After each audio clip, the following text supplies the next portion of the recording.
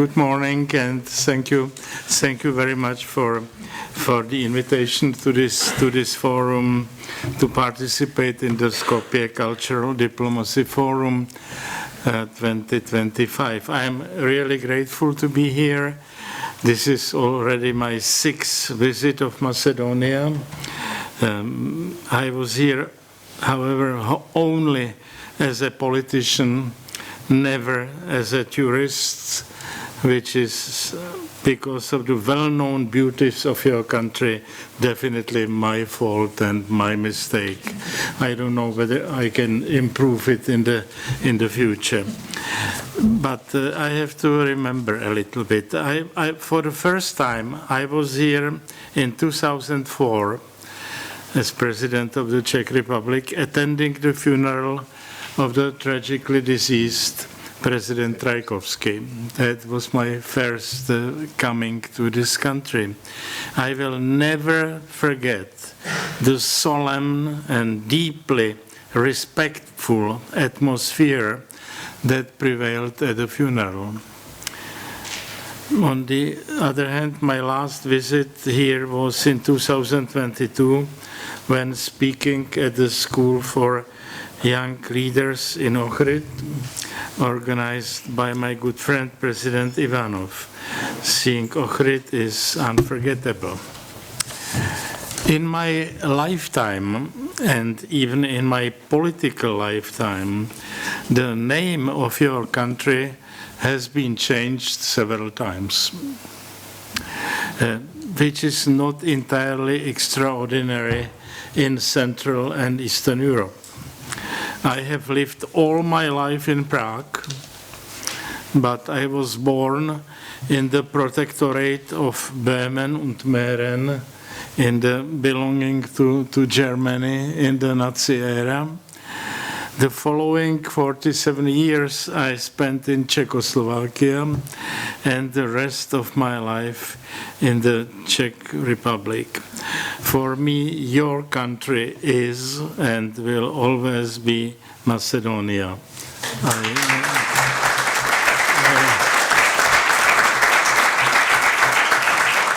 I think it is so simple. It's not necessary to speculate about it. Only a few years of my life I could claim to have lived in a sovereign and independent country. These were the 3 years after the Second World War, before the communist putsch in Czechoslovakia in February 1948, and the first 15 years after the fall of communism.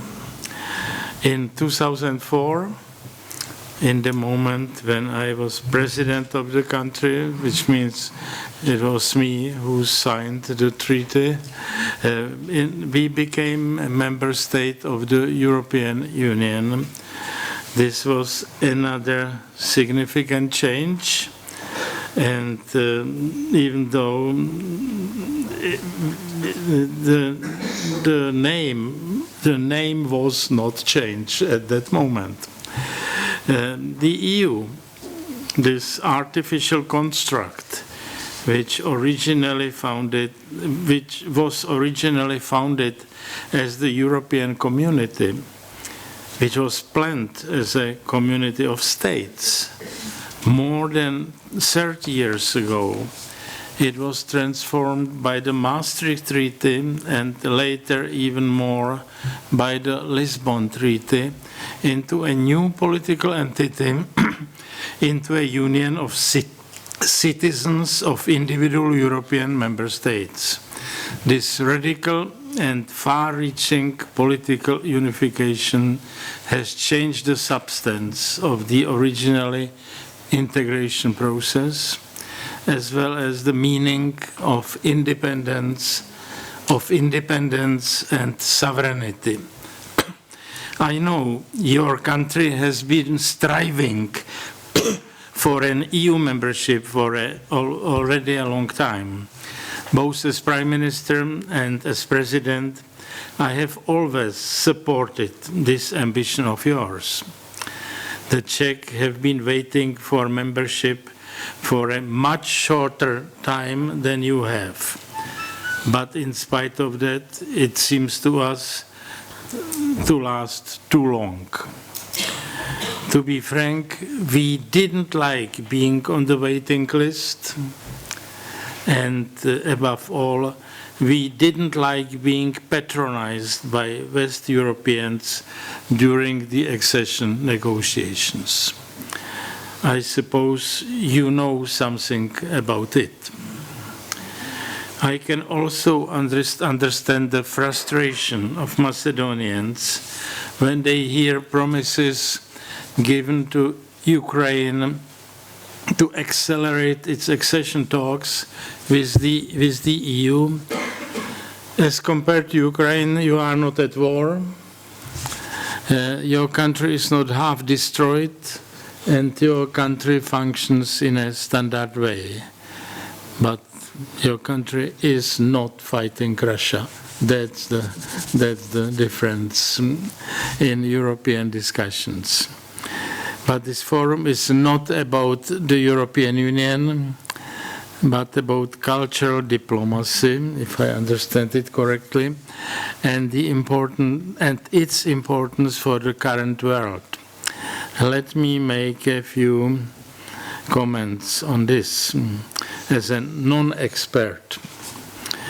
In the past, diplomacy used to be the main vehicle for exchanging messages and statements among countries, for presenting views and political stances, sometimes for offering promises, sometimes for delivering threats.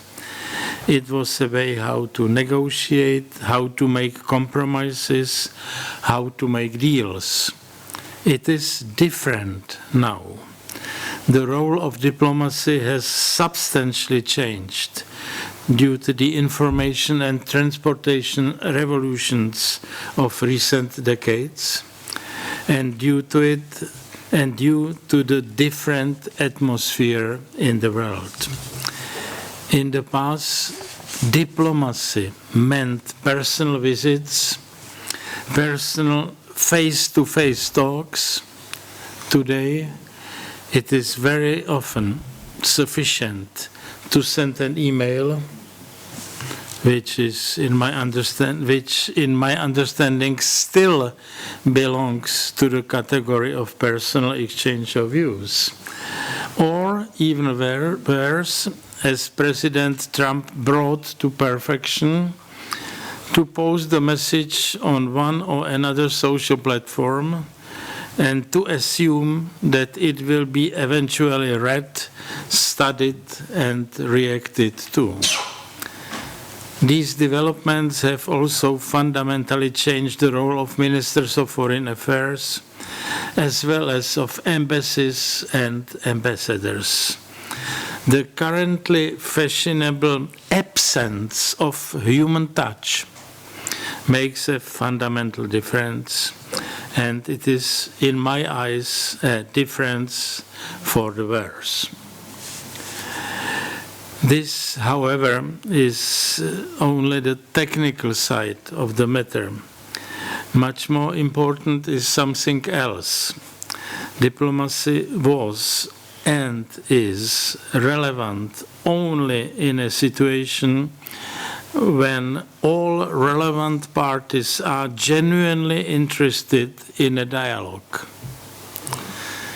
I'm afraid the world of today left the era of dialogues and entered the era of monologues. This is, in the long run, untenable, unsustainable, as it is modern, fashionable to say now. We must start not only talking, but listening as well. It could eliminate many tensions, conflicts, and wars. I suppose this is also one of the aims of this forum, to work in this direction. This brings me to make some irrelevant points about the term cultural diplomacy.